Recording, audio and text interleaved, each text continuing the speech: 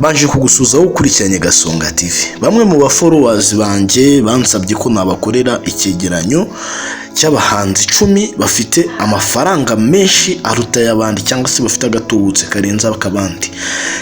Aba bahanzi rero badukorera imiziki tukajya ku bitaramo byabo tukishima tukanyurwa, ariko ntago tuzi nimba ntago tuzi umuhanzi wa mbere ufite amafaranga menshi mu Rwanda cyangwa se ufite amafaranga menshi wa 10.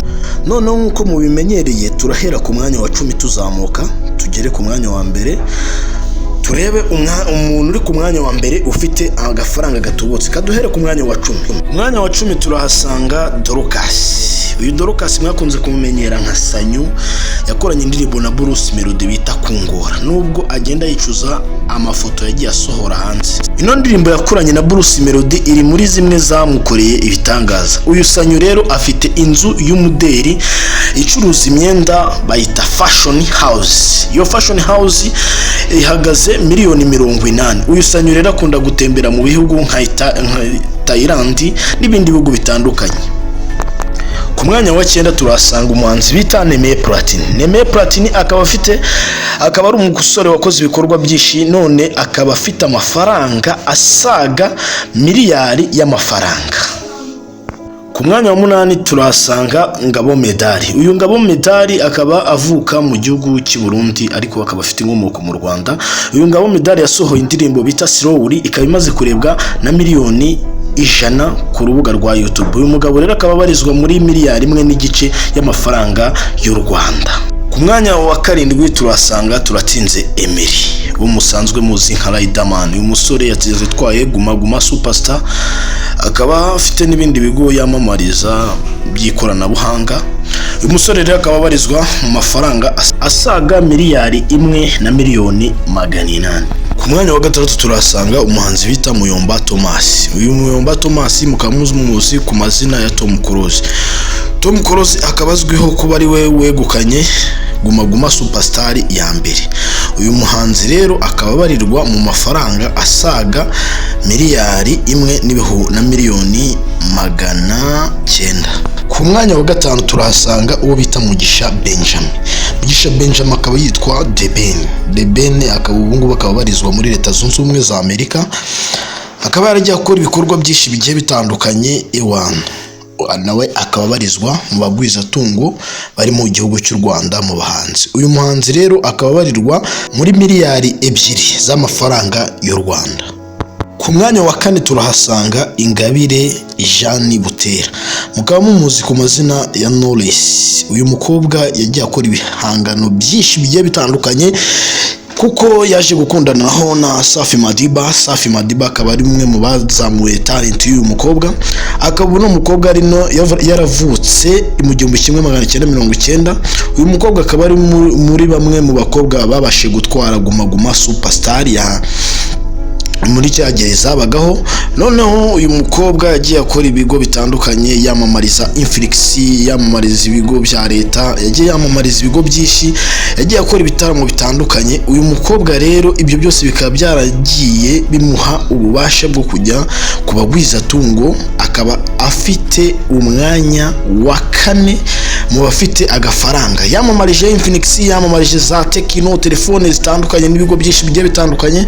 Uyu mukobwa rero akaba barizwa mu mafaranga asaga miliyari 2 n'ibihumbi 200. Uyu mukobwa rero urumva ari numwe mu bakobwa biteje imbere, afite inzu, afite ibikorwa byinshi ewana. Ubungu bakaba barizwa muri Kina Music aho ari kumwe umugabo we ari Kirema. Ku mwanya wa 3 turahasanga umuhanzi witwa Masamba Intore. Uyu Masamba Intore akaba yaragiye akora ibikorwa byinshi bigiye bitandukanye. Akaba ari umuhanzi, akaba ari n'umwanditsi, akaba hagarariye na karabu ishinzwe kubyina bita Urukerereza. Uyu mugabo rero akaba yaragiye akora ibikorwa byinshi bitandukanye.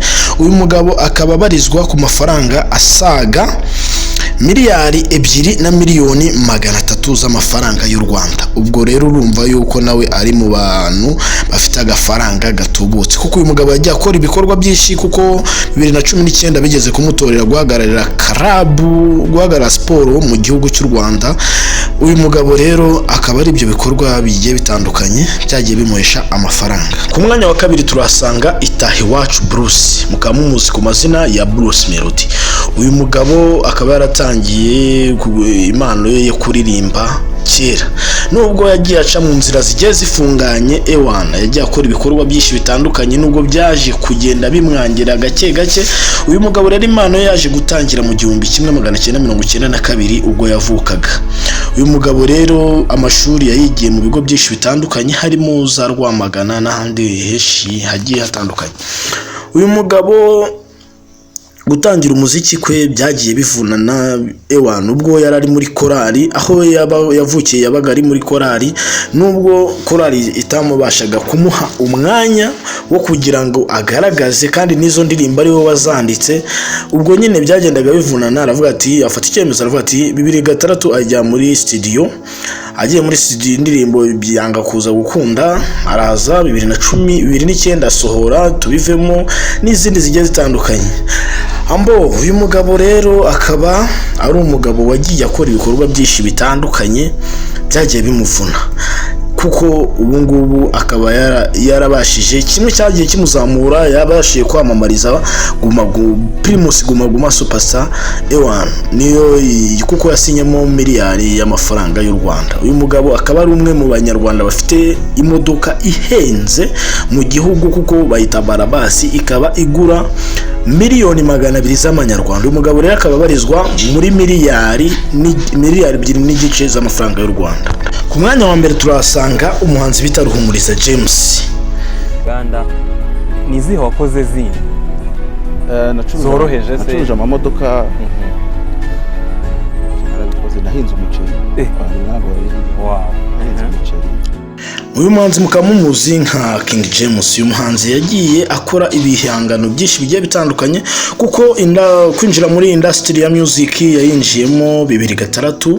Indirimbo ya mbere ayisohora 2009 yitwa Intinyi.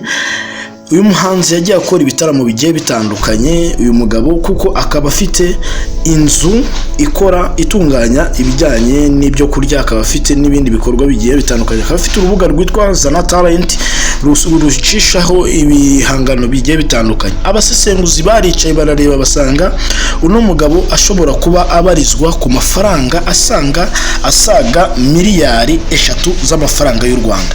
Uyu mugabo rero bikaba bihamywa yuko ari we wa mbere ufite agatubutse muri iki gihugu cy'u Rwanda.